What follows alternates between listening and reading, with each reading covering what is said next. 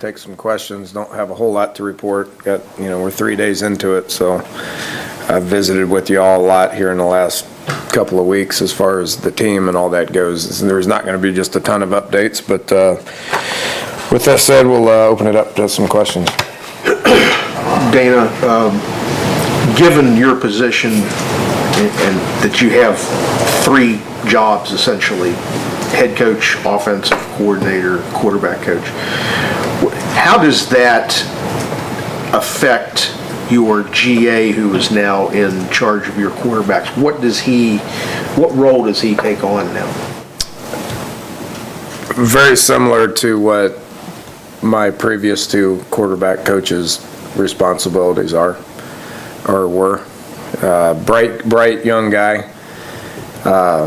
Will be leaned on to drill the quarterbacks, which he does a great job with, which is the same thing that Shannon and Jake both did. Will be in charge of organizing the scripts as far as what I want to get done in the day. I sit in there with the offensive staff and we talk, and his job's to sit next to me and write stuff down and develop scripts that he can pass out to people. That's kind of an offensive coordinator duty. I say it, he types it. So, and organizes it, and he's incredibly smart and incredibly organized when it comes to that. Game day, he'll be upstairs, just reiterating what he sees, which is the same thing I did for Mike Leach and Hal Mummy for a long time when I was young. So he's got a lot going on, which obviously takes a lot off of me when it comes to offensive coordinator and quarterbacks. More so than your normal graduate assistant. Oh, absolutely. His role is the same basically as what Shannon's and Jake's was. And he's filling it wonderfully. He's doing a great job. I couldn't do it without him. There's no way I could wear all 3 hats without him. They had a 23-year-old. He said that he had offers to go to Troy, to stay there in Kentucky doing the same type of thing. What is it about him that he's so coveted in a role like that already? It's funny. I got asked that about my buddy Lincoln at Oklahoma. It's the same situation. Quarterback turned coach. Can I say that? Yeah. Quarterback turned coach. So you can say he's 23, but he's going into his 5th year of coaching. So he's a smart guy. He came to West Virginia wanting to be an engineer and came out and started playing quarterback and quickly figured out he needs to be a coach. So then he went to Kentucky as a 18-year-old kid and started coaching. So it's not like this kid just graduated college and is a first-year coach. Mike's he's known he wanted to do this for 4 or 5 years and has been doing it, so obviously ahead of the curve. Lincoln did the same thing and was a coordinator by the time he was 27, 28. It happens. It's happening more and more in college football. Dana, eligibility update, Javon, Marcel, anything different with them? That's a simple question. Figured that would have been the first one. Right, we're planning on these guys coming in saving the day. Is it that important? Javon will be here today. Haven't heard about Razul.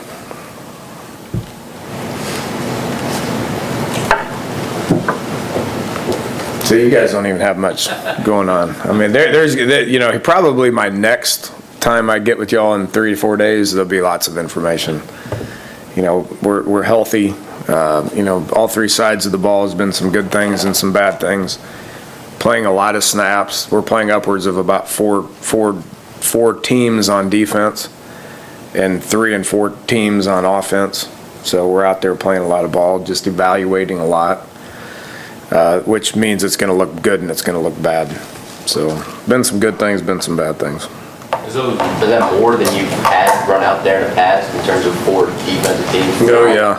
Yeah, especially defensively. The O-line, D-line is where you get caught up with that. We can go about 2.5 deep with the O-line that know what they're doing. We still put some guys out there, the 3rd team O-line and the 3rd and 4th team D-line that looks really bad, but they're learning. It's the only way they can learn is get out there and play. And if you wind up with Caducey at left tackle. Do you have fears about playing a freshman at that spot? I haven't played very many of them. I've only had one true freshman that have played in 17, 18 years. Wolf, when did you start playing? Redshirt freshman. Tyler Orlowski, redshirt freshman. You know, if you remember with Tyler, he started a couple of games, wore down, and we couldn't start him anymore. Yes, it's a concern, which is why we're doing different things to be able to take some of that load off of him. You know, we're not going to play him on PAT field goal. I don't know if we'll ever score, but if we score, that's a rep that we're going to take off of him. You know, Pankey played as a redshirt freshman, but he didn't play very much. Yadney's way more advanced. First day in pads yesterday, he got exposed a little bit. Which is common. We can bump Pankey out, and we got the same starter we had last year. So that's going to be a viable option that will happen. You know, how much it will happen, I don't know. You know, we got guys that haven't developed yet that need to develop. Marcel Lazard and Sylvester Towns. They haven't developed yet. They need to develop. We got a whole month for that to happen. You know, so which guys take that next step, I don't know. Right now, Yadney's the starter at left tackle, but yes, we are making plans to create depth to be able to leave him with some of his duties. Dana, I saw you very closely monitoring, the punt returners the first day when it was open. Has anyone stood out early? I know you start practice with it and catching punts. Yeah, they're averaging about 35 catches a day. You know, there's 5 of them right now I'm focusing on.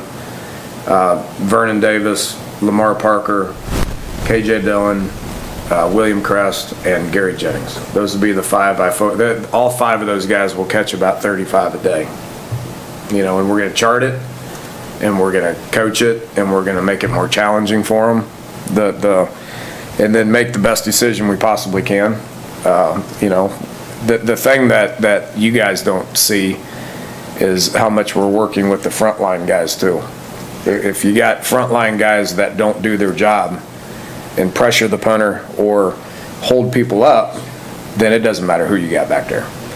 So we're working those guys hard too, and that's where having great depth on defense, you know, and you know, multiple receivers that can do different things makes their job back there easier. Danny, can you talk a bit, working on another story on college scholarships, and there's been so much talk about, kids now maybe getting more money, but when you talk to like recruits and their families, what do you tell them when they ask, what do I get? What do you tell them for? What do they get? I think that's kind of overlooked sometimes. What is a college scholarship actually? Well, you get room, board, tuition fees, and books, and then probably a little bit more living expenses. If you start getting particular as far as a dollar amount, then it's a fluid situation that's going to continue to change. What our guys get now, and we're working on it now, is going to be a little bit more than they got last year, and it'll probably be different next year. There's a lot that go into it, and I don't understand it, and no other college coach understands it. So if you start talking about it in recruiting, then you're kind of saying stuff you really don't have much knowledge on. That's all done through the financial aid department. We have absolutely no, and recruits think we do, and our players to a certain extent think we do, that we have some control over it. The financial aid sets it, and we abide by it. It's completely 100% out of our hands. It's different from universities, and I read the same stuff that you guys read. I guarantee you cannot believe what you read. It's different. It's different from school to school, and it's different even from kid to kid within that school. So, the way that Commissioner Bowlesby told us to approach it, which I have and agree with it, is it's going to be different from school to school. Well, the stadium's different from school to school too. The location between yourself and the airport's different from school to school. The size of the campus is different from school to school. So the cost of attendance is going to be too. It's the best way I can put it. But basically, a kid is not going to really have to he gets a scholarship, he's not going to have to come out of his pocket with that much for his. You ain't for the amount coming out of anything.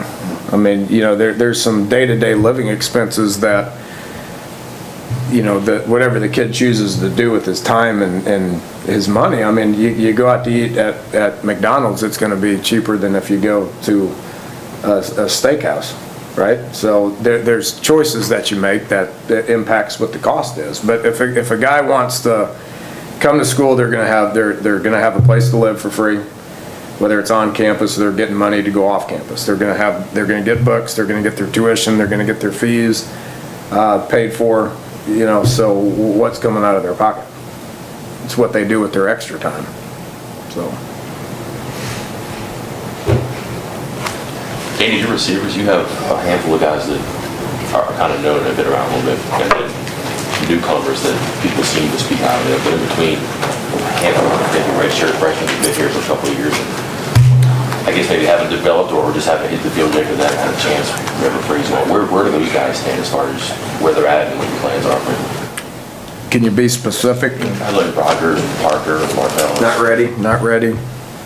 Jackie's doing some good things at running back, getting a little bit better in the slot. It's day 3, so they're gonna, where they're at now as opposed to the end of camp, I don't know. Coach, how big of a boost is it for your defense, not just from a talent standpoint, but speaking about leadership as well, to have Jared Barber back this year? Coach Barber? Yep, he knows what he's doing. He's an old man. He got sore halfway through practice yesterday and took the rest of the day off. With those old guys, you got to give them some time to recuperate. So yeah, it's big.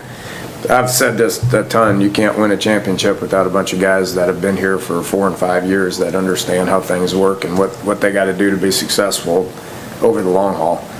Everybody can get up for game 1 or a specific game throughout the year, but to have guys that understand the importance of doing the same thing every week, game 1 through game 13, then you're not going to win a championship. And having a guy like him gives you a chance, and not, obviously not only him, but there's a whole handful of them that have been here and done that.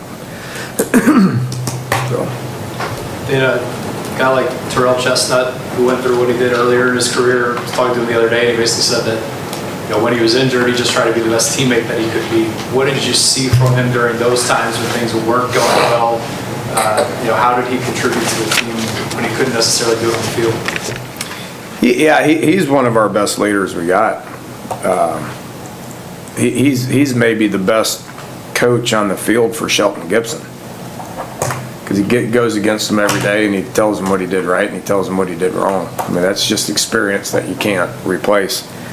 And he's a good guy and he's a great teammate and tries to do the right thing all the time, whether it's on the field, off the field, academics. The injuries do, you can go one way or another with them. And I've seen a lot of guys retire, and I've seen guys like Shaq Petaway who sat there and just moped around for a whole year because he wanted to play so dang bad, and he got himself back, and he's out there knocking the heck out of people right now. So I've seen it be positive for guys like Terrell and Shaq, and I've seen it go negative for guys that just can't handle it.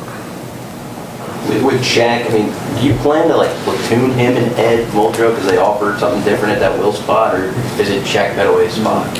I wouldn't take him off the field. He looks pretty good. It's day 3 and he's got to maintain it, but he's got some pop that I haven't seen in a while. Coach, what have you observed with Ron Crook? It seems like a lot of these players speak so highly of him. He loves peanut butter. I cannot tell you how much he loves peanut butter. He puts it on his waffles. He puts it on his dinner rolls. It's the dangest thing I've ever seen. So that's the reason then? The big guys get a kick out of it, I guess. What do you want to know? No, it seems like all the players speak so highly of him. What have you observed with him that he does differently as opposed to other offensive line coaches? Interacts with other people. O-line guys are funny. You know, they're usually big like Ron, but usually are just in their own little world and just all they want to do is hover with their guys, and they don't want to do other things. But you know, Ron's the guy that I've noticed that when we go to stretch, I mean, he walks all the way down to the defensive side and high fives every one of the defensive guys. You know, so he's that kind of guy. He's a personal guy, very likable. You know, fits in with the staff well. He's a better golfer than you think.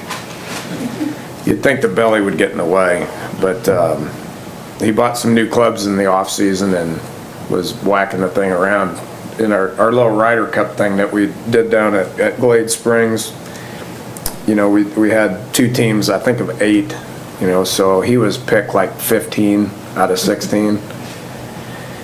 Way too low. I think he's warranted with like a top 8 pick now. Yeah. West Virginia guy, loves it here. You know, excited about being here. Parkersburg. What else you want to know? Good. So who was the number 1 pick? It's none of your business. It's not me. Probably Lonnie. He'd probably be one. Lonnie'd probably be one. You know, Dorchester and Alex were captains. And I was on Dorchester's team. I don't know if I was pick 2, which would have been 4, or 3, which would have been 5 or 6. It's probably I'm in there, probably 3 to 5, somewhere there. But we blistered Alex's team. And Gibby was his first pick, and you know, Gibby's pretty good. Lonnie, then probably Gibby, then Dorchester. B. Mitch is pretty good. You know, Brian Mitchell's a world-class athlete. Did you know that? Did not. I mean, like 10-200 guy. I mean, it was just out of Waco, Texas, was like a state champ, Olympic, almost like Olympic material. And pretty good golfer too. But he doesn't have the stamina over he's a sprinter. Yeah. You know, so he's good for like 8 holes and then he kind of flows away. He's probably number 4 though, but he's not in the top 3. But Dorchester just blistered Alex. Alex is still in a bad place. If you see Alex walking around, you should ask him how he did in golf. I was paired up with him 4 days in a row, and it wasn't even close. Wasn't even close. So that was my victory for the summer. Anything else? Okay, thanks, Coach. Yeah. Do you enjoy the Dana who can stand here now and joke and have fun? Yeah. Rather than the uptight one? Well, it's a lot easier to be me when I got guys just not tweeting bad about me and talking about how I need to be fired and stuff like that. So I'm all right. I'm okay. I don't let it get to me too much. All right. Good talk. See you guys later.